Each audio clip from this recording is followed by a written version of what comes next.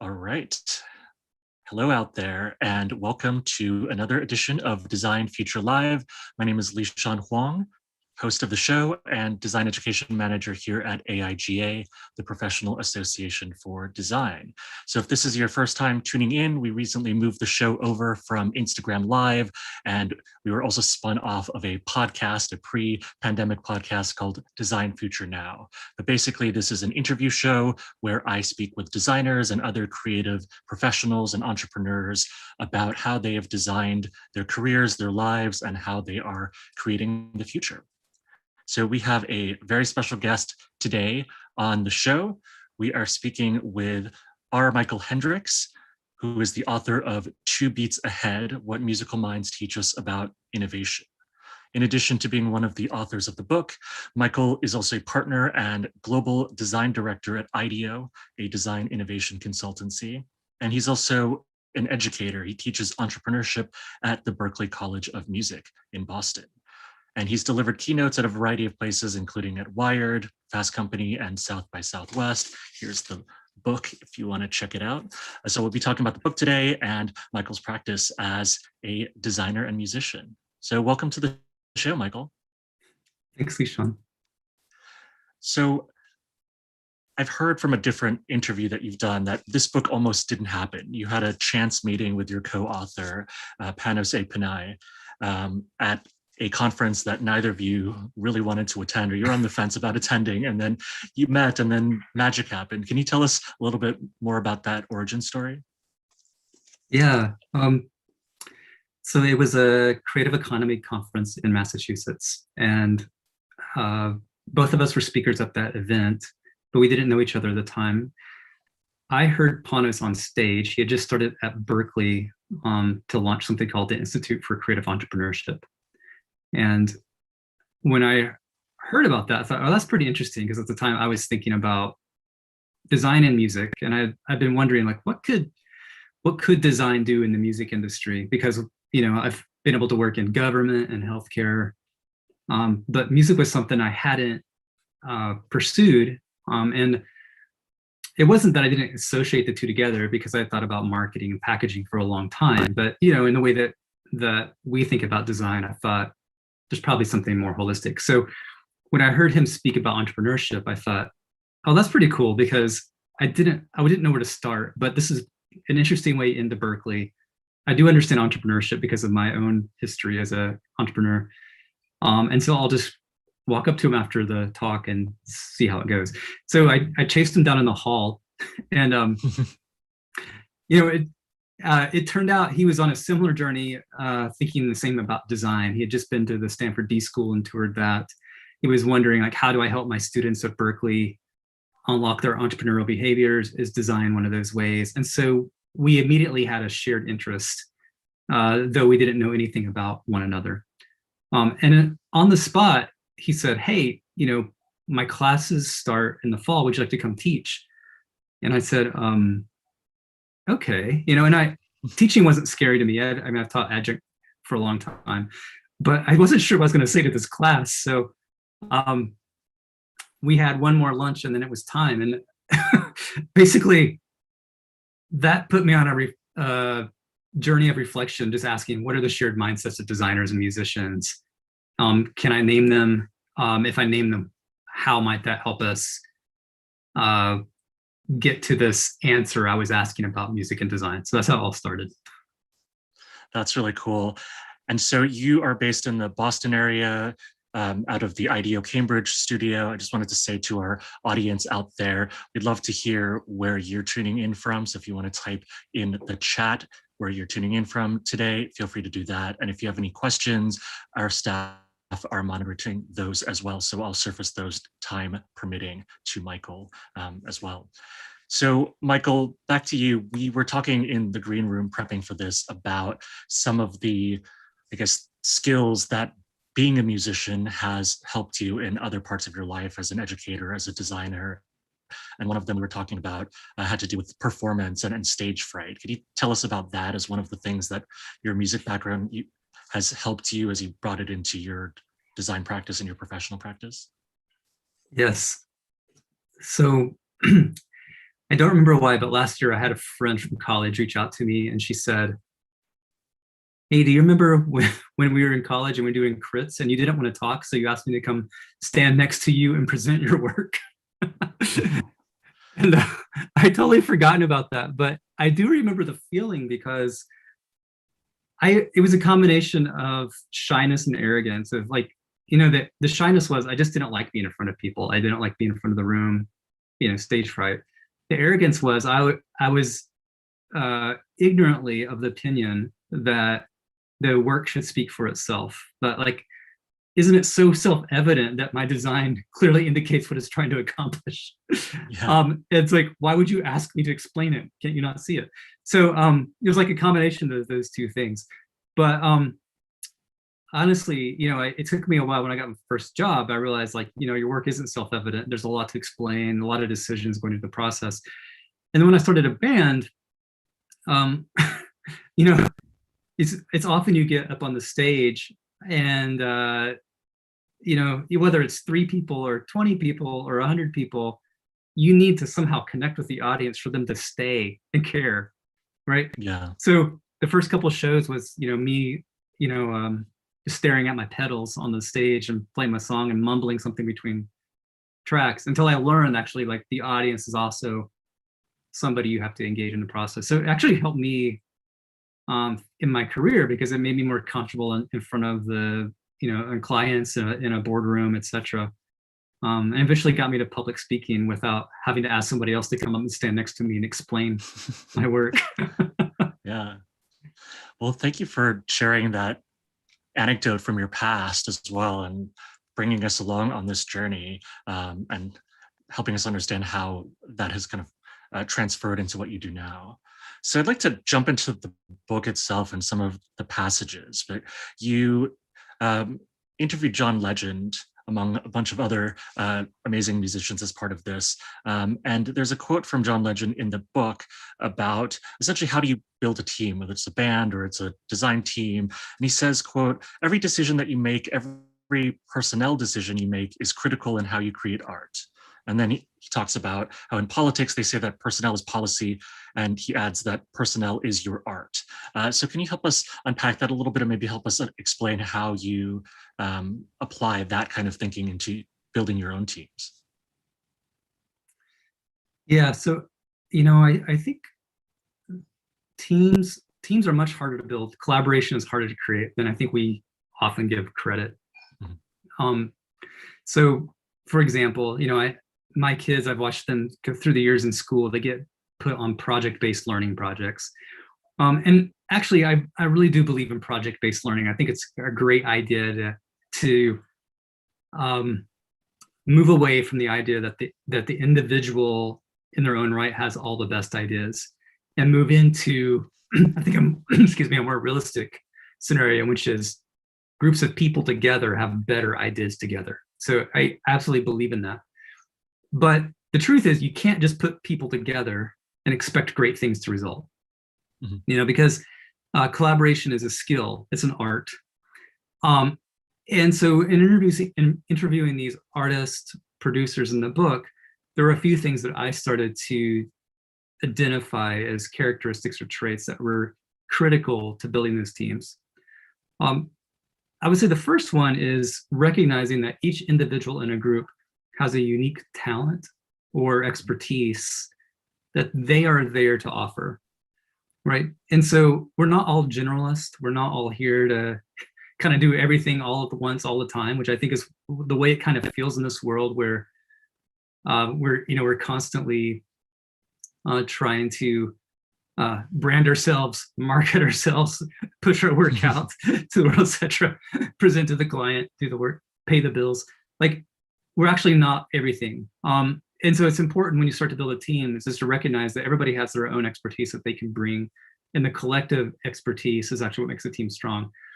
So if you can set up a team out in the way and each team respects what the other does, then you can start to see how that team can work collaboratively towards something greater than itself. So, for example, Beyonce, when she thinks about like building a team, she's not thinking like, I'm the head and you're the hands. Or she's not thinking, I have this vision and you're the solution to my problem. Right. Right. What she's thinking is, I'm an artist. I respect you as an artist, whoever that could be. It could be M&EK, it could be Jack White, it could be Diplo. Doesn't matter. She's amazing how many artists she's collaborated with. But what she wants to do is make art with them. So like with Jack White in particular, the song they wrote together, she said, I want to be in a band with you, Jack White. I love how profound that is, because, I think a lot of people would have thought she would said, hey, I dig what Jack White does. He's a great guitarist. I love his rock sound. I'm going to write a rock song and I'm going to, get some session players together to play like Jack White. And she could have done it that way. I mean, lots of times it happens that way. But she wasn't interested in sounding like him. She was interested in working with him, right? And I think that's a fundamental, that when we're collaborating, we actually need to be interested in working with one another. We don't need to see each other as solutions to the problems that we have, because that's often where it breaks down. And I've seen this like in leadership and management roles. Like if you approach the people you work with as solutions to your problems, the sign for that is that you find anything they do outside of your expectations to be super inconvenient. Right? And if you start looking at all of your colleagues as inconvenient because they're disrupting your plan, that means you're not actually seeing them as collaborative peers. You're seeing them as a means to an end, and that's a mistake. So, no, across the board, John Legend, Beyonce, Bjork, T-Bone Burnett, they're all saying the same thing, which is like understanding the individuals that you're working with, respecting them is the first step to great collaboration. Because then what you can do is I can know what I can count on you for, and you can count on me for, but also I know how to engage with you, how to say things to you that motivate you, that help you grow in the ways that you want to grow as part of the collective effort we're making. And that's critical to breakthroughs, I believe. Right. Yeah, I think this has me thinking about this in the context of a creative team, of a design team, but also the relationship between a design team and clients, right? I think all too often we could fall into, on one hand, like the clients who just want to commission designers to do a specific thing, but the clients think that they know what they want already. Or on the other hand, you have like design teams or creative consultants who are thinking that like the clients are getting in the way, they don't really know what they want, or they don't have like a good taste, or whatever that is, right? I mean, these are the kind of stereotyped extremes, but like what you're talking about in terms of this like true collaboration or being in a band together involves a sort of meeting in the middle, or like, not that tension is a bad thing, but like negotiating that as like something to work out and not just like a sort of one-way street either way. Yeah. I mean, clients are great collaborators, right? They should be, and there are bad clients, right? There are bad designers. So it's the way, I mean, my worst client experience, or when I remember, not my worst because I've had a lot of bad ones, but like one of my bad ones early in my career was I don't know, it was like a brochure for a public transportation service. And I remember meeting with the client. He was a city official. He looked at my layout and he's like, it needs more razzle dazzle. And I'm like, what is that? What is razzle dazzle? Razzle dazzle? Yeah. Razzle dazzle, like fonts and colors and stuff, and being young, I didn't even know how to respond to that. I was just like, yes, sir, I'll add more razzle dazzle to it. But yeah.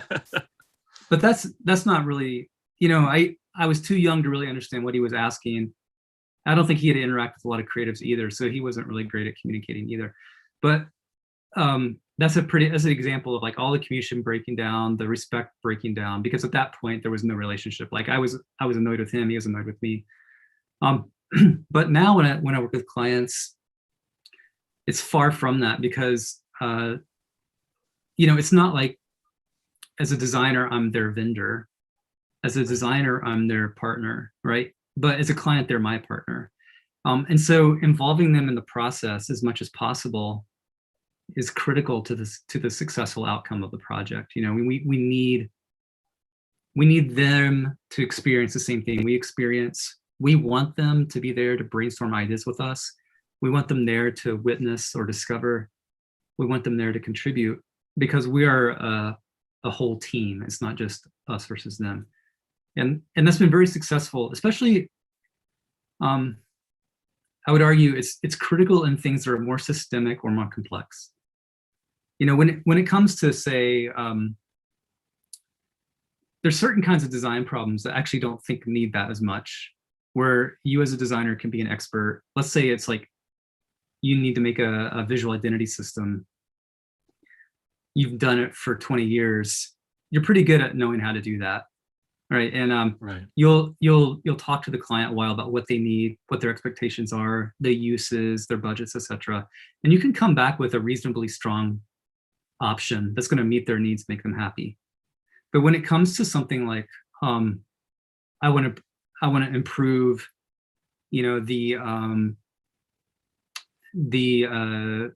immigrant experience for citizenship, for example, or Right. I want to improve the quality experience of healthcare in my hospital.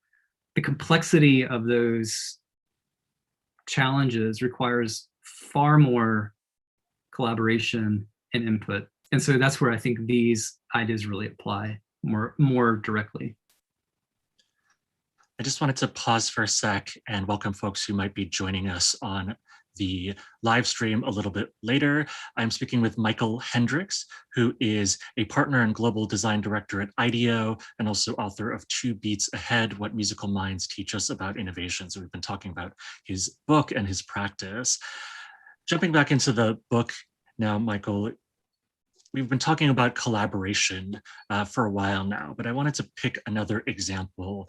This is from Hank Shockley, who's a founding member of Public Enemy and the Bomb Squad. And he has this quote where he talks about the universe, essentially. If you look at all of the matter in the universe, it only equates to about 3% of all known energy. So there's 97% of nothingness, what we call space. And in that space is an infinite amount of energy. And he was kind of talking about his collaboration with Rubin in that context, and this idea of, rather than managing the person, managing the environment around that person. How do you think about that in terms of these collaboration environments that you're essentially leading or designing?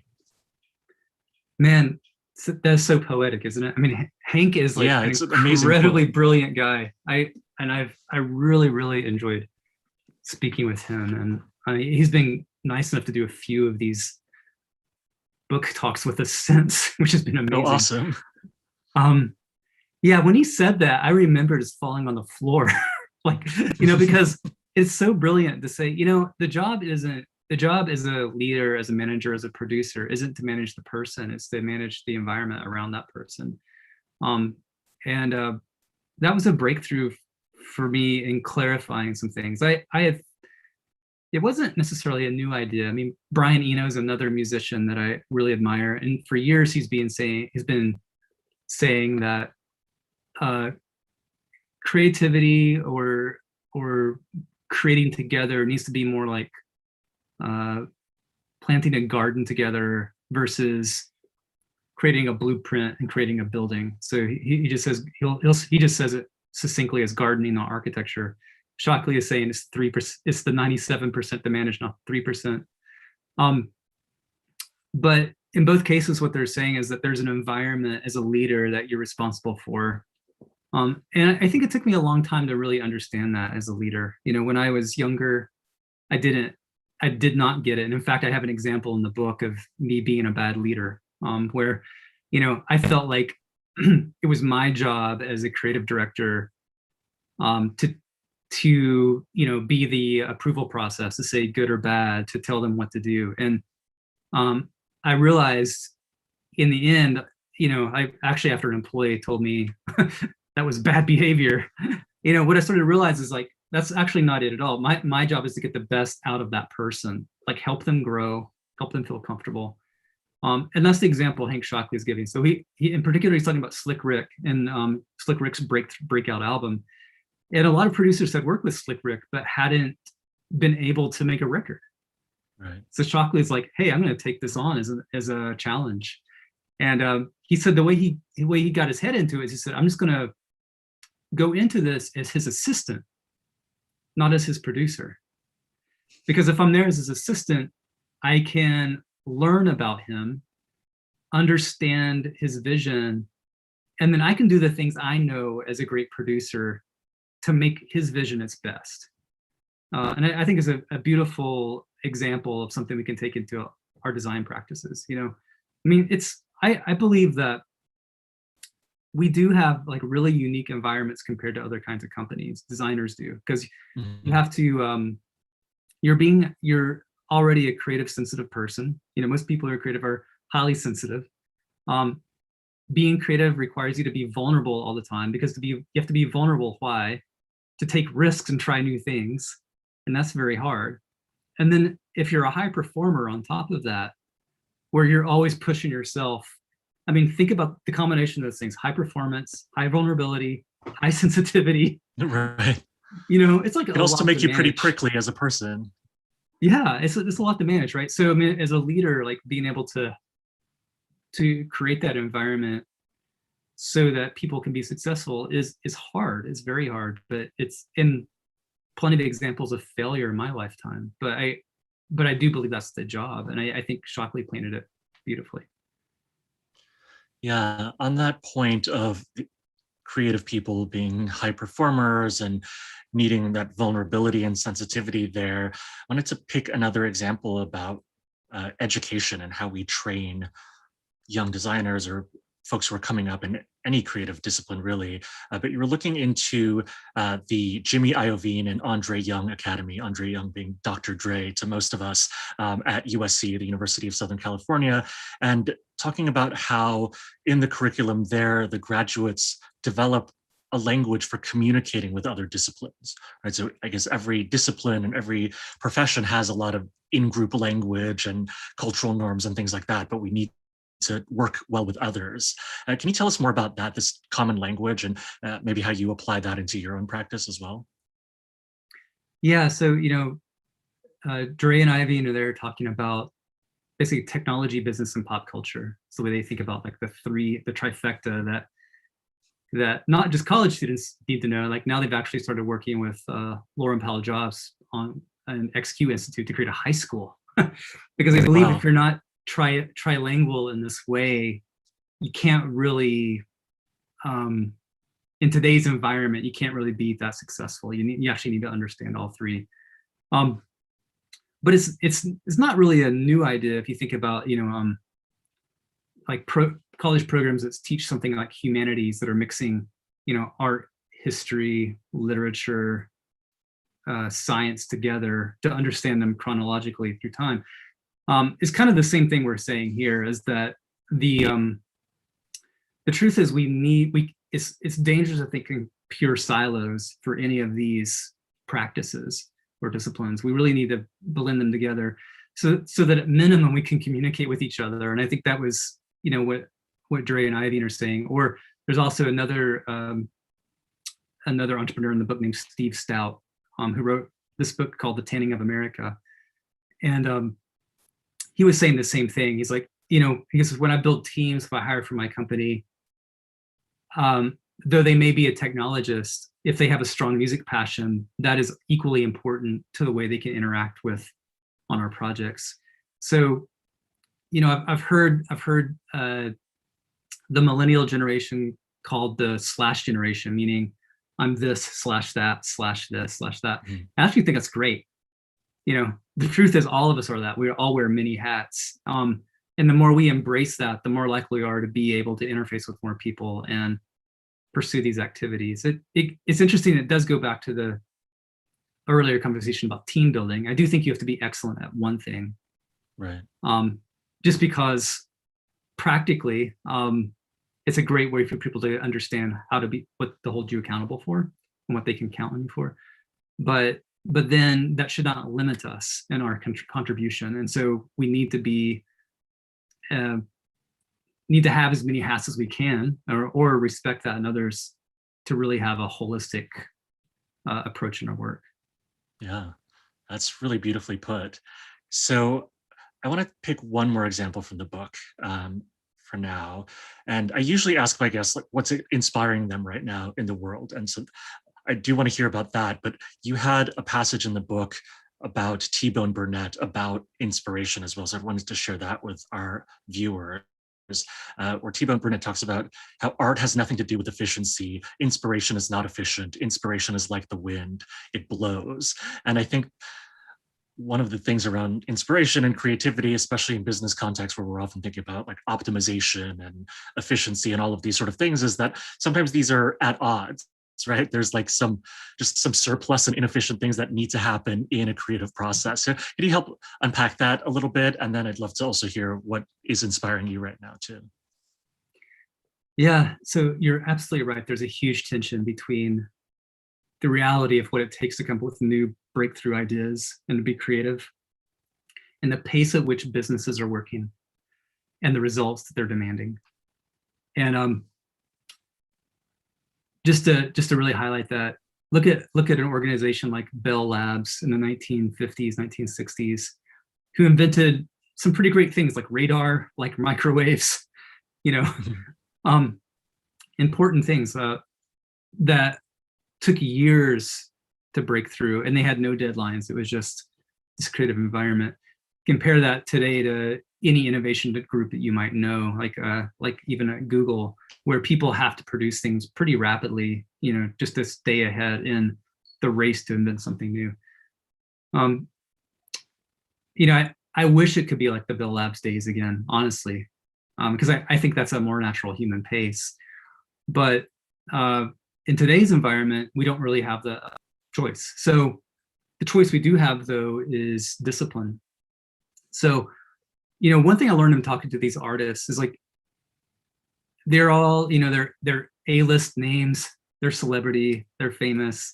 You might think, oh, they're more creative than me, they're more skillful than me.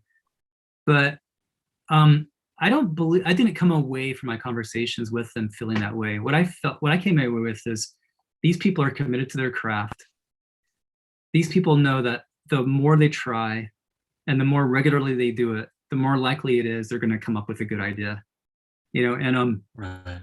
There was a quote in the book. It was actually from Jeff Tweedy from Wilco, where he was saying to his son, like, when it comes to songwriting, I just embrace the process. I don't worry about the song, like how it's going to end up. And I don't know if you've seen, he wrote a book, actually it just came out this year, called How to Write One Song. To teach anybody, anybody who wants to write a song, this is how you write a song.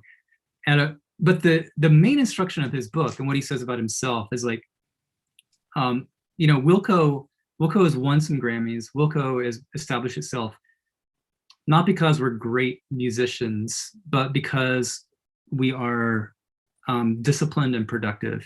So he tries to write a song a day. Wow. And it's like, if you get 300 songs in a year, will 10 of them be good? Probably, Yeah. It's kind of like the idea. And so to me, that comes back to discipline, like embracing the process of creativity as a discipline versus thinking about it in terms of something that happens by chance. I don't even argue with T-Bone's quote about inspiration. I know enough about T-Bone from talking to him, is he's not suggesting that you just sit under a tree and wait for something to happen, because he believes, as a producer, he believes in the power of literature to inspire. So often he'll go get a bunch of classic novels or philosophical books and then give them to his artists to read before they come into the studio, because he feels like, he goes, there's so much knowledge in those books about human nature that if you feed yourself, you'll process it and you'll produce something new out of it. So the discipline for there is to be feeding yourself. Right. And then it's not just waiting for the wind to blow, but it's like going to the place where the wind is blowing, right? Or like finding that in the books, as you were saying. So as we are nearing the end of our interview, two more things. One is just flipping the switch, which I think is only fair because I'm always asking questions. So you can ask me anything you want if there's anything you'd like me to answer, and then we'll wrap up with you telling our audience where they can keep in touch with you, follow you, or the book. Okay. So I'm curious, since we've been talking about music, I'm curious about your own musical background, if you had one. Yeah. And I have a second part of that question. Okay. Is there a musician that you would like to interview? If you were part of this book, who would have you interviewed? Yeah. The second part is really easy, like Björk, no doubt, just like how she's evolved so much over the course of her career and her experimentations with like the iPad app and all of that science stuff. I do have a musical background. I learned classical piano growing up. Then I got into playing cello later on in junior high, high school. And then more recently, I've kind of, with all my moves, I got into the ukulele because it's just small and portable, and I like the sort of relative minimalism of all of that. But agreed with you, like I think playing in different bands, in a variety of things, from like a salsa band in Japan to like a backing band for a pop singer here in New York, really helped me be confident in terms of the stuff that I'm doing now, or being in front of a classroom and audience, and also just being able to like improvise on the fly, right? If circumstances change, or the lead singer decides to do something else, this happens in business all the time. So it's totally transferable.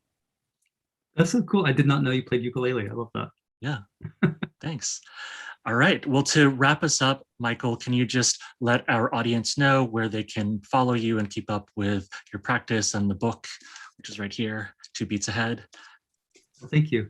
Yeah, I'm on Twitter as rmichael. I'm on LinkedIn as Michael Hendrix, and I'm on Instagram as rmichaelh. Wonderful.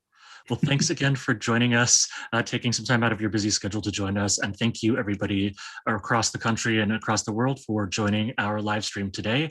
And this will be available for instant replay afterwards. So have a great rest of the week, everyone. We'll see you at the next event. Take care. Thanks, Lee-Sean.